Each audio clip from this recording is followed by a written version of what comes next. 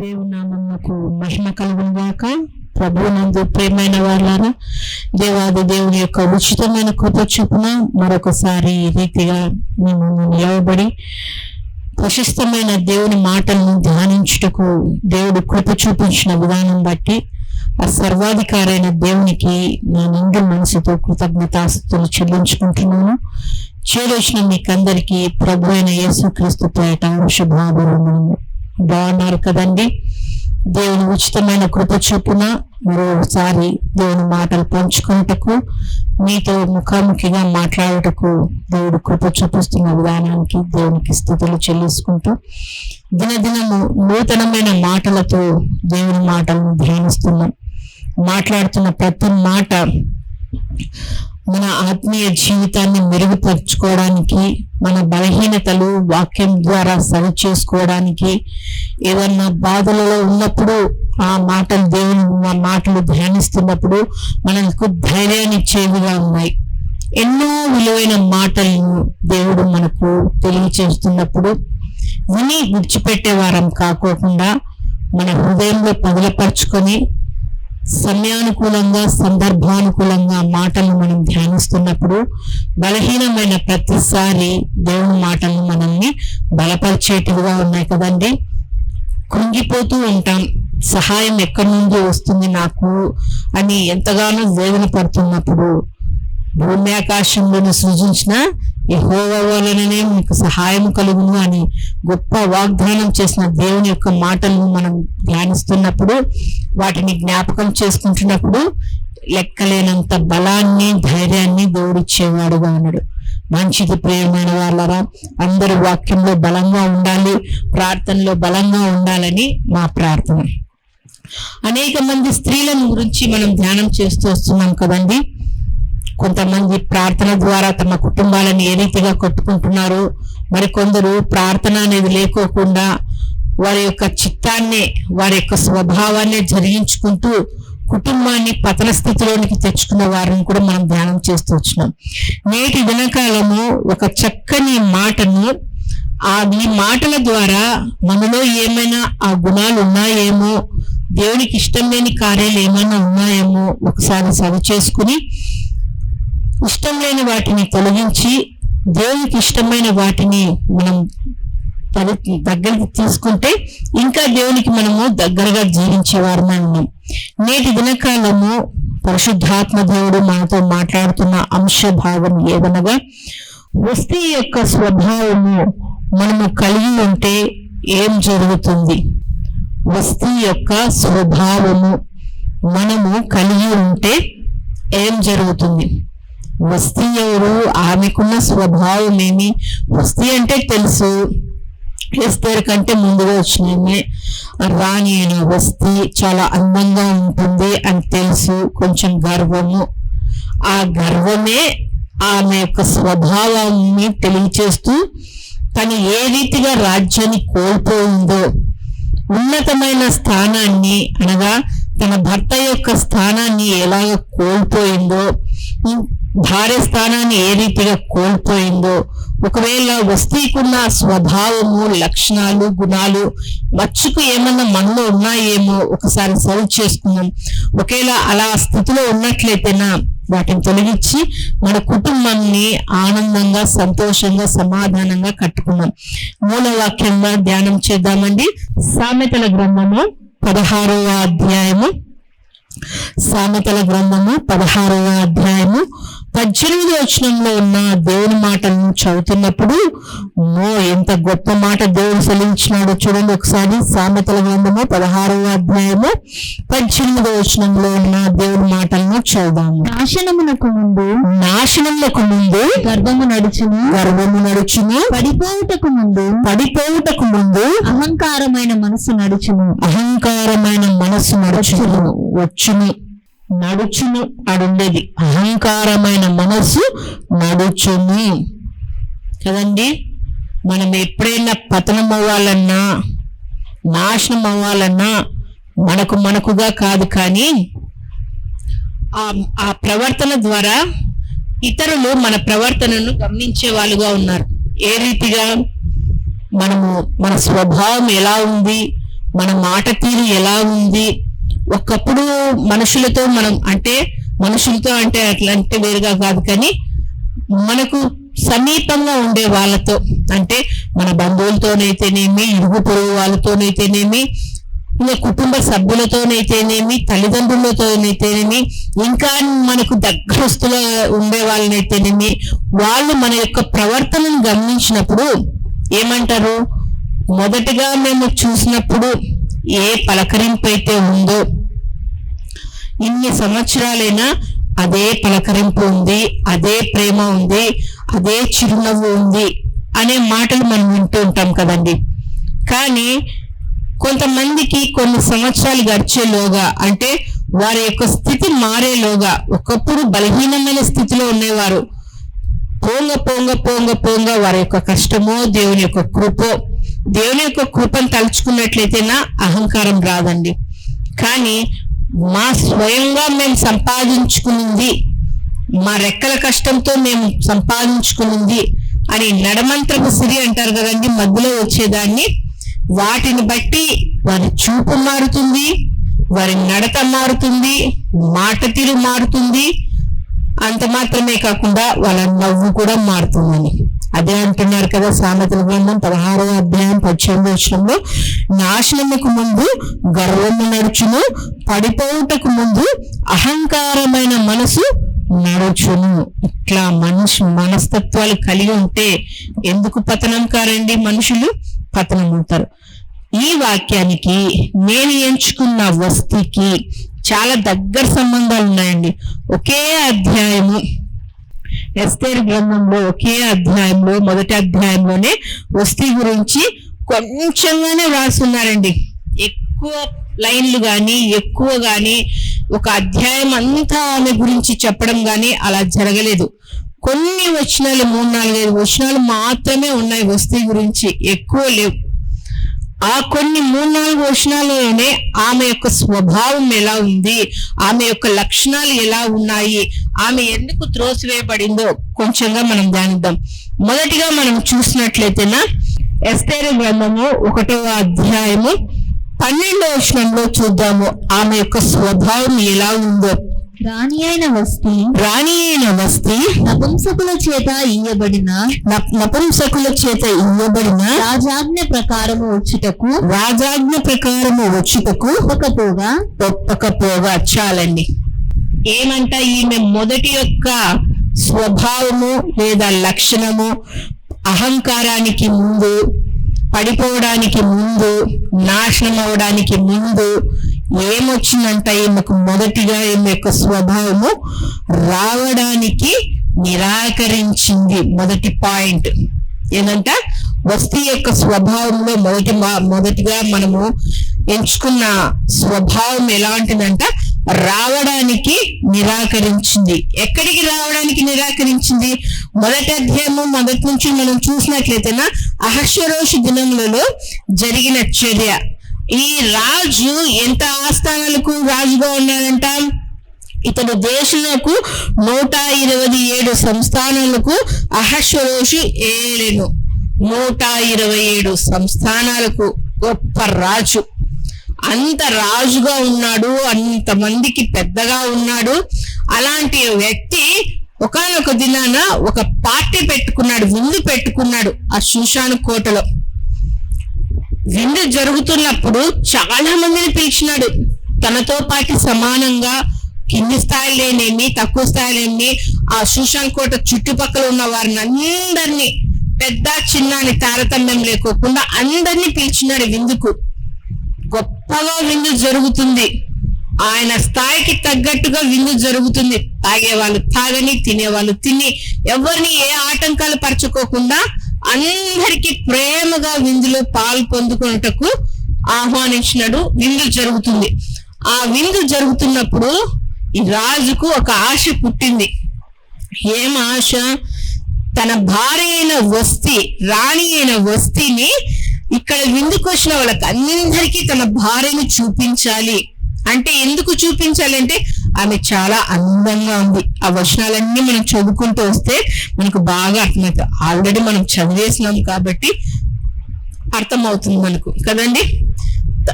తన భార్య రాణి అయిన వస్తీ యొక్క అందాన్ని, ఆమె ముఖాన్ని అందరికీ పరిచయం చేయాలని ఎంతో ఆశపడి తన దగ్గర ఉన్న నపుంసకులకు కొంతమందికి ఆజ్ఞ ఇచ్చినాడు. అయ్యా, ఇదిగో రాణిగారిని కిరీటాన్ని ధరించుకొని నేను ఇస్తున్న విందులోకి ఆమెను రమ్మనని. భర్త అక్కడ విందు ఇస్తున్నాడు. భర్తతో పాటు సమానంగా ఈమె కూడా రాణులను కొంతమందిని ఏర్పాటు చేసుకుని ఆమె కూడా విందులో పాల్గొంటుంది. ఇక్కడ ఒక విషయం మనం గమనించాలండి. ఎందుకు రావడానికి ఇష్టపడలేదంటేనా, నేనేంటి అహంకారం. నేనెందుకు రావాలి? రాజు పిలిస్తేమి, ఇంకొకరు పిలిస్తేమి, నేనెందుకు రావాలి? నేను రాణిని, చాలా సొగసైన దానిని, అందగత్తెను, నాకేం అవసరమో అనే గర్వం అనే ఫీలింగ్ లో ఉన్నిందేమో వస్తమ్మ గారు. చాలా మంది మనం గమనించినట్లయితేనా, ఎఫ్ఎస్సి రాసిన పత్రికలో 5వ అధ్యాయము 22, 25 వచనాలు మనం గమనించినట్లయితేనా, స్త్రీలారా కదండి, ఇది చెప్పి చెప్పి చెప్పి లోబడుట గురించి చెప్పి చెప్పి చాలా ఎక్కువైపోయినాయి కదండి. ప్రతి దాంట్లో లోబడుట గురించే మనం చెప్తూ వచ్చినాం. ఎంతమంది లోబడుతున్నారో లేదో నాకైతే తెలియదు, కానీ దేవుడు చెప్పమంటున్నాడు కాబట్టి చెప్తున్నాం. స్త్రీలారా, మీ యజమానులకు మీరు లోబడి ఉండి విధేయులై ఉండుడే. ఇంత రాణి తన భర్త పిలుస్తున్నాడు, అయ్యో నా భర్త ఎందుకో పిలుస్తున్నాడు, అంతమందిలో నా భర్త యొక్క గౌరవాన్ని నేను పెంచాలి, ఆయన మాట సెలవిచ్చినాడు కాబట్టి ఆ మాట ప్రకారం నేను నడుచుకోవాలి అని ఆ ఉద్దేశం గాని వస్తీకి గాని ఉంటే ఎస్తేరమ్మకు చోటు ఉండేది కాదండి. ఆమెను ఈ గ్రంథంలో నుంచి దేవుడు పేరు కొట్టివేయకోకుండా అలాగే నిలబెట్టేవాడు. కానీ అహంకారం వచ్చేసింది కదా ఈ వస్తమ్మకు, రావడానికి నిరాకరించినంటే లోబడే తత్వము ఆమె దగ్గర లేదండి. ప్రియమైన వాళ్ళారా, ఈ మాట ఉంటున్న ప్రియమైన స్త్రీలారా, యవ్వన బిడ్డలారా, స్త్రీలైతే మీ కుటుంబ యజమానునికి లోబడి ఉండాలండి. యవనస్తులైతే తల్లిదండ్రులకు లోబడి ఉండాలండి. నేటి కాలంలో కుటుంబం గురించి మనం గమనించినట్లయితేనా, తల్లిదండ్రులకు బిడ్డలు లోబడడం లేదు, కుటుంబ యజమానునికి భార్య లోబడడం లేదు, కుటుంబ యజమానుడు భార్యను ప్రేమించడం లేదండి. అన్ని వాక్యానికి విరుద్ధంగా జరిగిపోతున్నాయండి. సమాజం అలా తయారైపోయింది. ధిక్కరించే స్వభావం. నాకేంటి, ఏం మా నాన్న తిట్టే మా నాన్నతో నేను మాట్లాడాలనా, నాకేం అవసరం లేదు, నువ్వు కట్టుకునే వస్త్రం కానుంచి ఎవరిస్తున్నారు నీకు, చక్కని మాట వదిలేస్తారండి చాలా మంది బిడ్డలు. ఈ మాట మా తల్లిదండ్రులు వింటే వాళ్ళ హృదయం ఎంత గాయపడుతుందో. లేదండి, ఉడుకు రక్తం అంటారు. ఏం రక్తం అండి, ఉడుకు రక్తం కాదు, ఏం కాదు, కొవ్వు. ఆ కొవ్వు ఈమెకి వస్తీకుంది. భర్తను గౌరవించలేదు, లోబడలేదు, రావడానికి నిరాకరించింది. రెండవదిగా చూసినట్లయితేనా, అహంకారంతో ఎదిరించిందండి. అక్కడే చూసినట్లయితేనా ఆమె నిరాకరించింది. రాణి అయిన వస్తీ నపుంసకము చేత ఇయ్యబడిన రాజాజ్ఞ ప్రకారము వచ్చుటకు ఒప్పుకోగా రాజు మిగులా కోపగించును. వచ్చారండి, రావడానికి ఇష్టపడలేదు, అహంకారంగా ప్రవర్తించింది. అహంకారం వెంబడి అవమానము కలుగును. ఆమె ఎప్పుడైతే నిరాకరించిందో, అహంకారాన్ని ప్రదర్శించిందో, ఏం పొందుకునింది? అవమానం పొందుకునింది. ఆ కింది వచనాలన్నీ మనం చదువుతూ వచ్చినట్లయితేనా, అక్కడ కూర్చున్న అధికారులతో పాటు మంత్రులు వీళ్ళందరూ మాట్లాడుతున్నారు, అయ్యా రాణి అయిన వస్తీనే ఈ రీతిగా ప్రవర్తించిందంటే సామాన్యులైన స్త్రీలు కూడా రాణినే రాజును ధిక్కరించింది, నేను రాను పో అనింది, నువ్వు పిలిస్తే నేనెందుకు రావాలని మిగతా స్త్రీలు కూడా ఈ రకంగానే ఉంటారు కదండి, అహంకారంతోనే ఉంటారు కదండి. ఇలాంటి చర్య జరగకూడదని వాళ్ళు ఒక నిర్ణయానికి వచ్చి ఉన్నారండి. స్త్రీలమైన మనకు అనుకువ, లోబడే తత్వము, విధేయత ఉండాలి. అహంకారం ఎక్కువగా ఉండకూడదండి. చూపించాల్సిన సమయంలో చూపించాలి. అది కుటుంబంలో చూపించకూడదు, భర్త ఎదుట చూపించకూడదు. ఒకవేళ నీ భర్తను ఎవరైనా అవమానకరంగా, అంటే నీ పుట్టింటి వాళ్ళు వచ్చి, నీ తల్లిదండ్రులు వచ్చి నీ భర్తను ఎగతాళిగా మాట్లాడుతున్నప్పుడు నువ్వు అహంకారంతో, అంటే కోపంగా నీ భర్తని వెనక వేసుకొని మాట్లాడేటట్లు ఉండాలి. గర్వంతో కాదండి.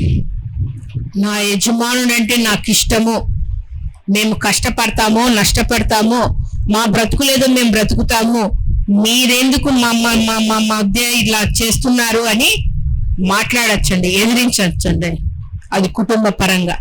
కానీ ఈమె రాణి అయింది, రాజ్య పరిపాలన చేస్తుంది, తన రాజ్యం కింద అనేక మంది ఉన్నారు కాబట్టి ఈమె ఒక మాదిరిగా ఉండాల్సింది పోయి అహంకారంగా ప్రవర్తించిందండి.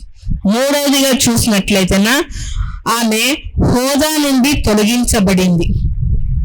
మనము ఆ పై వచనాల్లో చూసినట్లయితేనా, ఈ 16వ వచనం కాడ నుంచి చూస్తేనా, అనేకులు కూడుకొని రాణి అయిన వస్తి రాణిగా ఉండడానికి అనర్హురాలు, అర్హురాలు కాదు.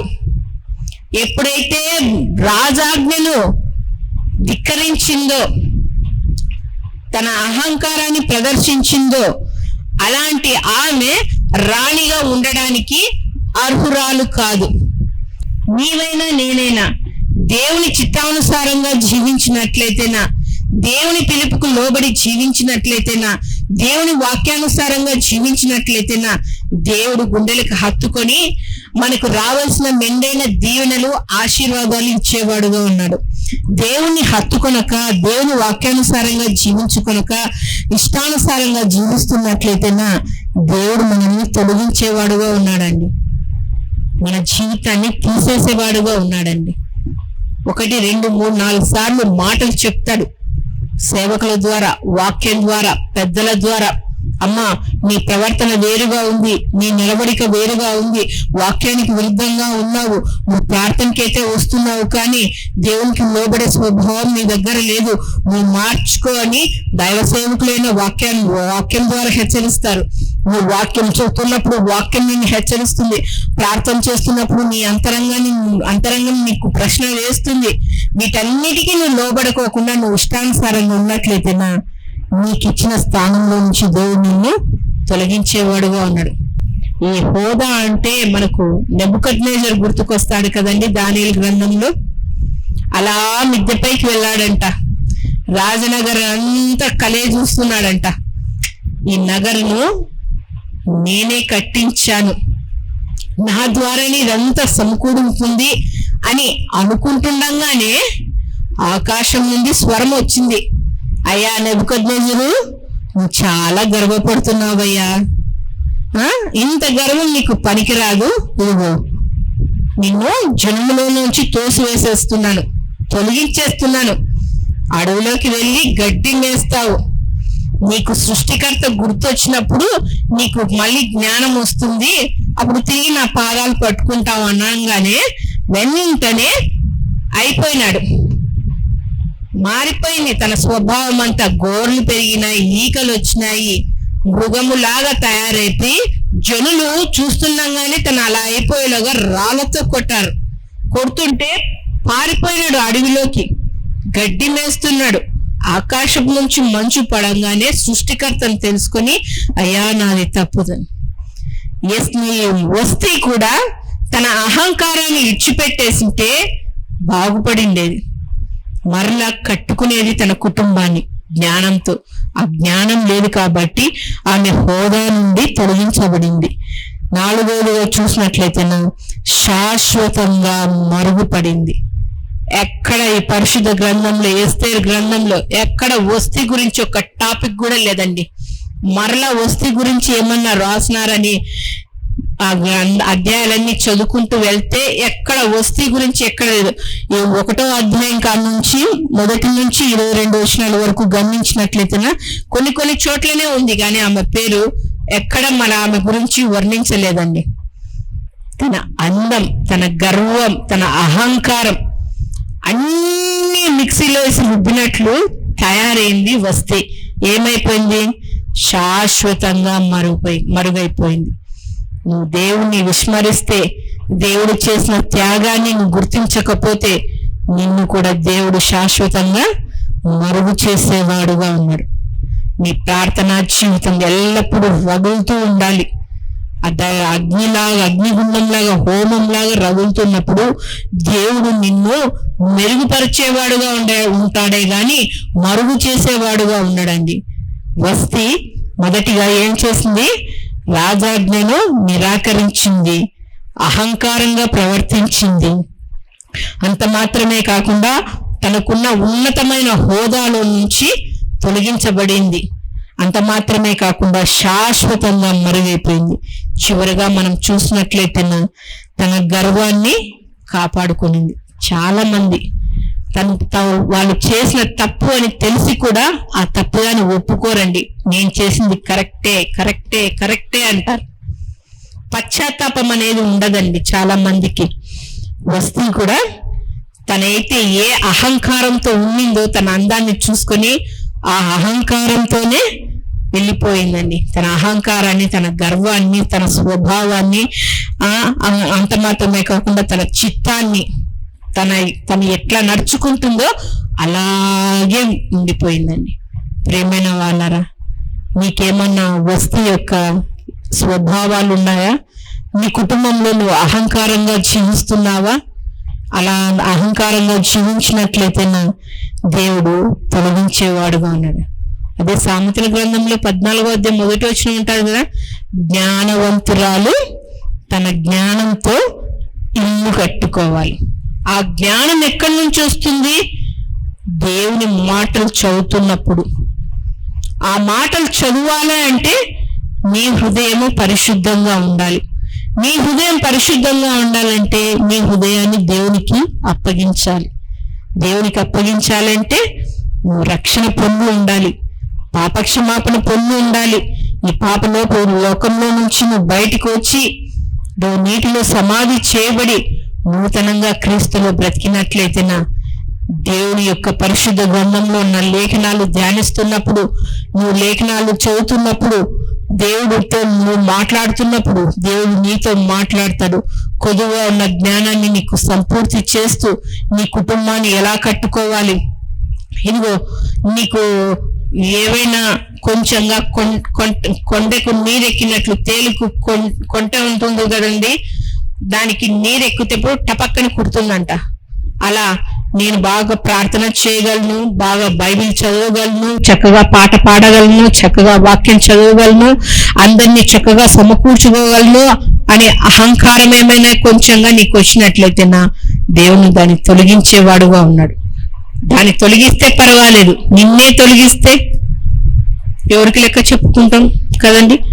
వస్తే తన స్వభావాన్ని మార్చుకోలేదు, అహంకారంతో ఎదిరించింది, తన ఉనికినే కోల్పోయింది, హోదా నుండి తొలగించబడింది.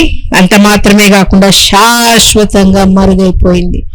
నీ గురించి నా గురించి మాట్లాడాలంటే మనం మంచిగా జీవిస్తే, మనం మరణించినప్పుడు మన గురించి నలుగురన్నా మాట్లాడాలండి, మంచిగా మాట్లాడాల. అయ్యో పలానా అక్క సంఘంలో ఉండేది, ఆ అక్క చక్కగా ప్రార్థన చేసేది, ఏదన్నా మా సమస్యల గురించి చెప్పినప్పుడు వాటిని బాగా చక్కగా విని నా పక్షంగా దేవునికి మొరపెట్టేది అని మనం పోయినా మన గురించి తలుచుకునే రీతిగా ఉండాలి. కానీ పోయిందమ్మా దరిద్రము, ఈమె వల్ల మాకెప్పుడు తలకాయ నొప్పే, సంఘంలో కుటుంబంలో మాకు ఎప్పుడు ఏదో ఒక తలకాయ నొప్పే, ఇలాంటి వాళ్ళు ఉన్నా ఒకటే లేకున్నా ఒకటే అని వస్తేలా ఉండకూడదండి. శాశ్వత కాలం వరకు అలనాడు దావీదును దేవుడు ఏమని శాశ్వత కాలం నుంచి శాశ్వత కాలం వరకు నేను జ్ఞాపకం చేసుకుంటాను అని సెలవిచ్చిన రీతిగా దేవుడు దావీదును మర్చిపోలేదని జ్ఞాపకంలోనే ఉంచుకున్నాడు. నీ కుటుంబ సభ్యులైనా, సంఘ సభ్యులైనా, సంఘ సేవకులైనా, ఎవరైనా కానీ శాశ్వత కాలం నిన్ను గుర్తుంచుకునే రీతిగా ఉండాలి. అంటే నీ ప్రవర్తన చక్కగా ఉండాలి. వస్తీ ప్రవర్తన బాగలేదు, తన స్వభావం బాగలేదు కాబట్టి శాశ్వతంగా మరుగైపోయింది. అంత మాత్రమే కాకుండా తన గర్వాన్ని కాపాడుకుంది. నా డబ్బే శాశ్వతమని డబ్బు మీద ఆశ పెట్టుకొని ఉంటారు కదండి, అట్లనే హత్తుకునే ఉంటారు. అలా ఆ డబ్బేమన్నా కాపాడుతుందా? కాపాడలేదు. కొంతమంది తమ గర్వాన్ని అలాగే కాపాడుకుంటూ వస్తారు. ఏం లాభము? అందరితో చీ చీ చీ అనిపించుకుంటారు.